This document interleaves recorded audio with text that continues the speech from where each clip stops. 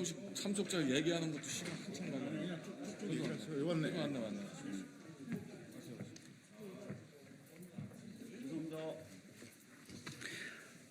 예. 예, 안녕하십니까. 저희들은 을지로위원회 소속 의원들입니다. 오늘은 국정감사를 앞두고 을을 위한 국정감사가 돼야 된다라는 취지에서 저희들이 생각한 5대 민생과제를 밝히고 또 그 해결에 대한 의지를 밝히는 기자회견을 진행하려고 합니다. 다 아시는 것처럼 현재 민생 굉장히 어렵습니다. 그것을 해결하기 위한 정부의 노력은 미미하다 못해서 사실상 없는 것 아니냐는 평가를 하게끔 만들고 있는데요. 이런 부분들을 국정감사를 통해서 철저히 짚어보고 대안도 제시하는 그런 을지로위원회 활동을 기대해 주시기 바랍니다. 기자회견 본격적으로 진행하기에 앞서서요. 오늘 참석해 주신 의원님들을 소개해 드리도록 하겠습니다. 먼저 김남근 의원님 오셨고요. 김윤 의원님 함께해 주셨습니다. 염태영 의원님 오셨고 홍기현 의원님 오셨습니다. 최현일 의원님 오셨고요. 송재봉 의원님 오셨습니다. 이강일 의원님 참석해 주셨고 김영환 의원님도 함께해 주고 계십니다. 김현정 의원님 와주셨고요. 박희승 의원님, 이현희 의원님도 함께해 주고 계십니다. 전진숙 의원님, 조계원 의원님, 권양엽 의원님도 함께해 주고 계시고요. 그리고 오세희 의원님도 함께해 주셨습니다. 김문수 의원님도 함께해 주셨습니다. 제가 받은 명단을 중심으로 하다 보니까 혹시 빠지셨으면 항의해 주세요. 박지혜 의원님, 예, 웃지 마시고 그럴 때 항의해 주셔야 됩니다. 네, 이렇게 돼 있고요. 저희가 기자회견문을 읽지는 않고 5대 민생과제라고 아까 말씀드려서 그 부분에 대해서 한 분 한 분 모시고 말씀을 듣도록 하겠습니다. 온라인 플랫폼법 등에 관련돼서는 우리 김남근 의원님이, 그리고 과로 기후 질환사 관련돼서는 김윤 의원님이, 불공정 갑질 관련돼서는 이강일 의원님이, 전세 사기 관련돼서는 염태영 의원님이, 자영업 부채에 대해서는 송재봉 의원님이 차례로 말씀을 해주시겠습니다. 네, 플랫폼 문제에 있어서는 지금 먼저 가장 심각한 문제는 배달앱 시장에서 그 1위인 배민과 2위인 쿠팡이 9.8%의 과도한 수수료를 획일적으로 받고 있는 것이 문제입니다. 영세 상인이나 중소 상인들에 대해서는 최우대 수수료나 우대 수수료를 도입하는 등 수수료 체계를 합리적으로 다양화해야 되는데 독과점적 지위를 이용해서 획일적으로 하고 있어서 쿠팡과 배민 대표를 국정감사 증인으로 불어서 이러한 독과점적 지위를 남용해서 회의적으로 고가의 수수료를 받는 문제들에 대해서 정확하게 따져 묻고 스스로 제도 개선을 할 수수료 체계 개선을 할 수 있는지에 대해서 책임을 묻도록 하겠습니다.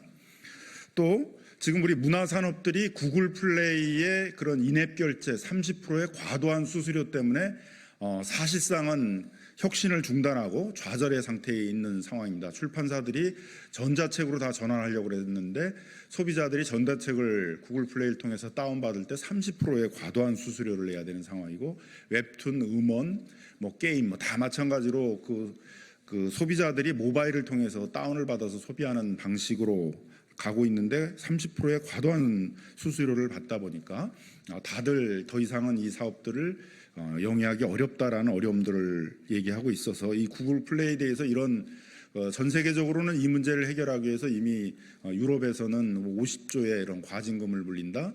그래서 이제 이런 과도한 인앱 결제를 해결하겠다 이렇게 전향적인 태도를 취하고 있는데, 한국에서는 계속 30%의 과도한 인앱 결제를 하고 있어 이 문제를 해결해야 됩니다. 전재상거래 시장에서는 이 TMF 문제에서 나타났듯이 그 임의적으로 정산 시기를 2달씩이나 늦추고 그 판매자들에 대해서는 6에서 7%의 그런 과도한 이자의 대출을 받도록 이렇게 하고 있어서 정산 시기를 10일 이내로 단축하도록 하고 별도의 그 미정산 대금들을 신탁해서 보관하도록 하는 것들이 법안이 추진되고 있는데, 이 문제에 대해서 쿠팡, 등이 제대로 전향적인 태도를 취할지에 대해서 묻는 그런 책임을 묻는 작업을 하도록 하겠습니다.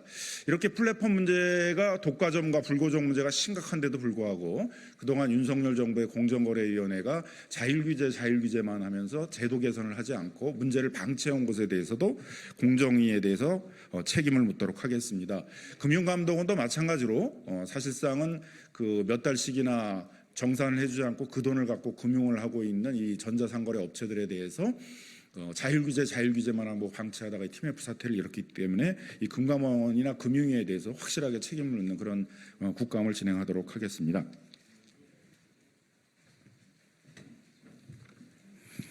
예, 더불어민주당 김윤입니다. 과로 기후질환사에 대해서 말씀드리겠습니다. 올여름은 유난히 더웠습니다. 그런 더운 환경 속에서 일을 하다가 어떤 날은 하루에 조선소 노동자들 2분이 함께 사망하는 사고가 일어나기도 하고 전남에서는 젊은 노동자가 취업한 지 얼마 되지 않아서 에어컨을 설치하다가 사망하는 안타까운 일도 있었습니다. 이런 그 과로 기후 질환사는 선진국에서는 모두 예방 가능하기 때문에 작업장 환경을 철저히 관리하고 노동자들의 휴식을 보장하고 오랫동안 쉬었다가 일을 시작하거나 새로 일을 시작하는 경우 급격하게 과로로 인한 열사병과 같은 병으로 사망하지 않도록 점진적으로 노동 시간을 늘려가도록 작업 규칙을 시행하고 있습니다. 한데 우리나라는 이런 과로 기후 질환사에 대해서 그런 대책이 제대로 시행되지 못하고 있습니다. 정부는 질병관리청은 이러한 온열 질환에 대한 감시 체계를 시행하고 있지만 매년 3,000명 정도의 온열 질환이 발생하고 30명 정도의 사망자가 발생한다고 추정하고 있습니다. 그런데 제가 앞에 말씀드렸던 과로 기후 질환사로 사망한 사례들은 질병청의 통계에 추계에 포함되어 있지 않습니다. 실제 과로 질환사 온열 질환은 질병청이 추계하는 숫자의 3배 넘는 수준일 것으로 추정되고 있습니다. 이번 국감에서 을지로위원회는 질병청의 온열 질환과 관련된 추계 체계를 정비해서 국민들이 온열 질환의 문제의 심각성을 제대로 인지할 수 있도록 하고 최근 국회 본회의에서 온열 질환과 관련된 산업안전보건에 관한 법률이 개정되었는데 이런 법률이 이후 제대로 시행되고 그래서 기후질환사를 현장에서 정말 실질적으로 예방할 수 있도록 하는 조치가 취해질 수 있도록 국정감사에서 철저히 사건의 진상들을 밝히고 이후 대책으로 이어질 수 있도록 하겠습니다. 감사합니다. 세 번째는 가맹점 불공정 행위와 대기업의 중소기업 기술 탈취 등 갑질을 바로잡고 납품대금의 연동제를 개선시켜 나가도록 하겠습니다. 정무위원회 소속 청주시 상당구 이강일 의원입니다. 우선 제가 속한 정무위를 중심으로 가맹본부에서 가맹자에게 과장된 매출 정보를 허위로 제공하는 것과 필수 물품을 시중가보다 높은 가격으로 공급하는 행위, 즉 가맹점과 함께 돈 버는 게 아니라 가맹점을 돈벌이 대상으로 활용하는 행위를 근절시키도록 하겠습니다. 모바일 상품권 수수료를 점주에게 전가하는 갑질을 폭로하고 수수료일 인하를 추진하도록 하겠습니다. 납품대금 연동제 대상 확대와 예외사항 악용 방지, 부당특약 무효화를 위한 입법도 추진해 나가도록 하겠습니다. 산자위를 중심으로 대기업이 중소기업의 기술을 탈취하는 불법 행위를 근절시키고 피해 기업의 구제 방안을 마련해 나갈 계획입니다.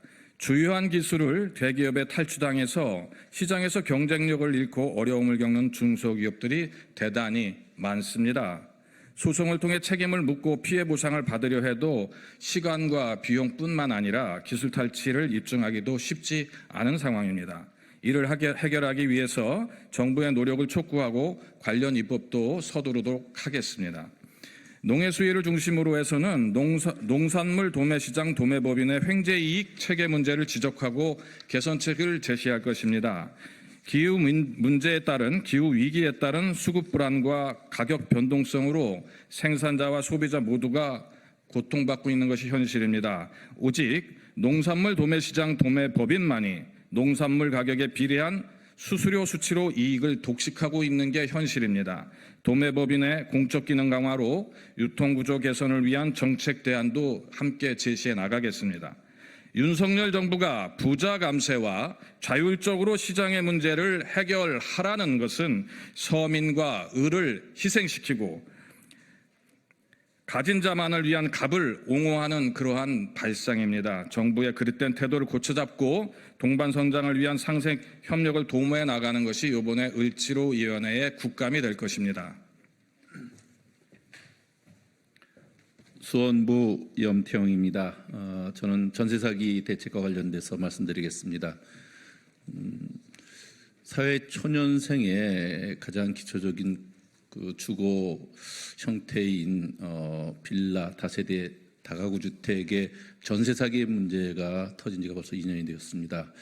21대 국회 막바지에 전세 사기 특별법과 또 실적인 내용이 덜 담겨서 그에 대한 개정안을 민주당이 제출을 했고 또 국회를 통과했지만 대통령에서 거부권이 행사돼서 벽에 막혀 있었습니다. 22대 국회 들어서서 이에 대한 그 민주당 당론 법안으로 전세사기 특별법 개정안이 마련돼서 입법 발의되었고 이에 대해서 정부안과 함께 병합 심의해서 민생법안 1호로 국토교통위에서 전세사기 특별법 개정안이 통과된 바 있습니다. 그런데 이 개정안은 아쉽게도 민주당이 그 주장해왔던 선구제 후회수 방식의 피해 지원을 얻어내진 못해서 상당히 아쉬움이 큽니다. 왜냐하면 현실적으로 그 현장 수용성의 문제라든지 또 상당 부분이 이 낙찰에 의한 방식으로 행운을 기대해야 되는 것들이 있어서 이런 부분에 대해서는 앞으로도 6개월 시행 이후에 점검하고 개선하기로 약속을 했지만 아쉬움이 크다 하는 말씀을 드리면서 현재 그 전세사기 특별법 개정안에는 나름대로 피해자 요건 확대라든지 우선 매수권 행사에 따른 경매 낙찰 차익 또 민간 전세 임대를 통한 임대주택 지원 이런 것들이 진전된 안으로 반영되어 있습니다. 그렇지만 아직까지도 여전히 사각지대가 남아있기 때문에 우리로서는 이에 대한 제도 개선을 꾸준히 추진해야 될 것으로 생각하고 을지로위원회와 국토교통위는 이 일에 앞장서도록 하겠습니다. 현재 개정된 법제도에는 임대인과 임대사업자에 대한 정부와 지자체의 감독 강화라든지 또 이러한 주택에 대한 하자 보수, 피해자 지원 강화 같은 것들이 들어가 있습니다만은 앞으로도 주택 임대차 시장의 투명성 강화, 또 전세 사기, 깡통 전세 예방을 위한 정부의 대응이 보다 구체적이고 실효성 있게 나타나도록 을지로위원회가 지속적으로 점검하고 대책을 만들도록 하겠습니다. 감사합니다.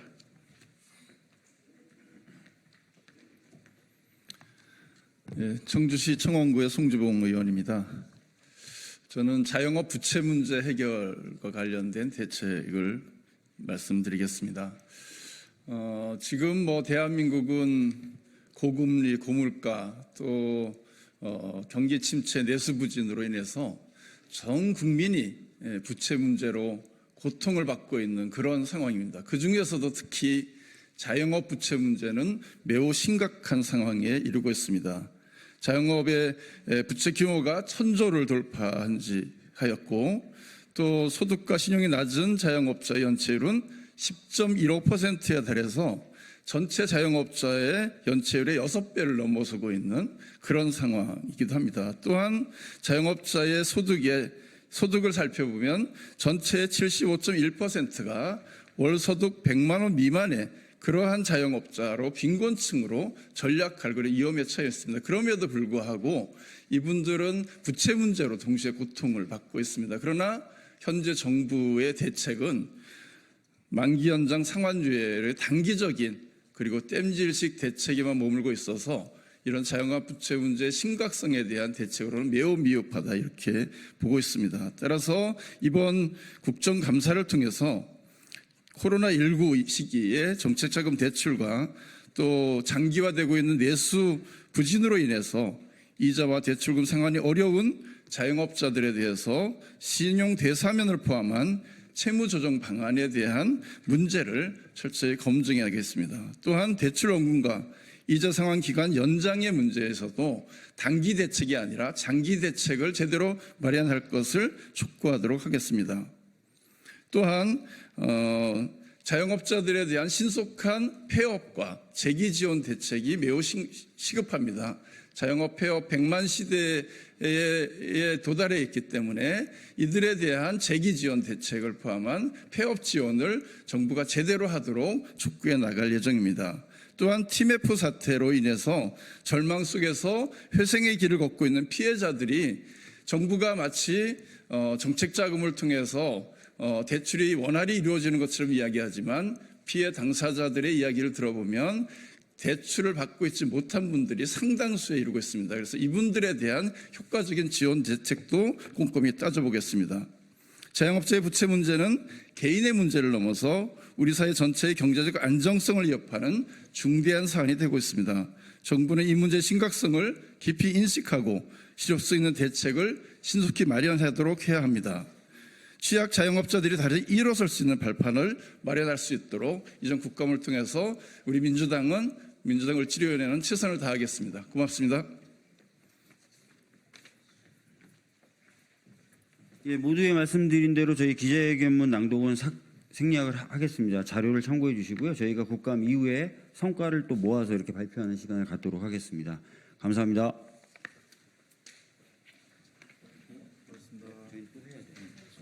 또 해야 돼.